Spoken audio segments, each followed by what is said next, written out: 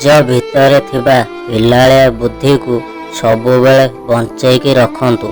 କାହିଁକି ନା ବେଶୀ ବୁଦ୍ଧିମାନ ହେଲେ ଜୀବନଟା ବୋରିଂ ଲାଗିଥାଏ।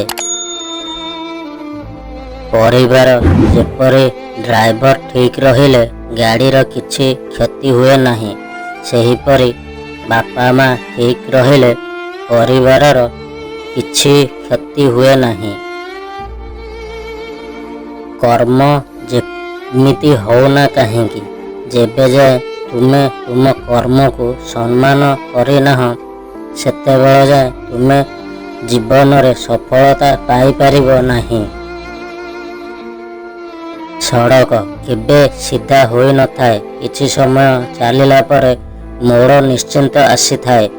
ଠିକ୍ ସେହିପରି ଆମ ଜୀବନରେ ହେଉଛି ସଡ଼କ ସଦୃଶ। ବାସ୍ ଧୈର୍ଯ୍ୟର ସହିତ ଚାଲିବା ଆବଶ୍ୟକ। ଭଲ ସମୟ ନିଶ୍ଚିନ୍ତ ଆସିବ। ନିରାଟ ସତ୍ୟ। ବଡ଼ ଅଜବ ଏ ସମାଜର ନୀତି। ଏଠି ଝିଅକୁ ସମସ୍ତେ କୁହନ୍ତି କି ଘରର ଇଜ୍ଜତ ଖରାପ କରିବୁ ନାହିଁ, କିନ୍ତୁ ପୁଅକୁ କେବେ ବି କୁହାଯାଏ ନାହିଁ କାହା ଘରର ଇଜ୍ଜତ ସହ ଖେଳିବୁ ନାହିଁ।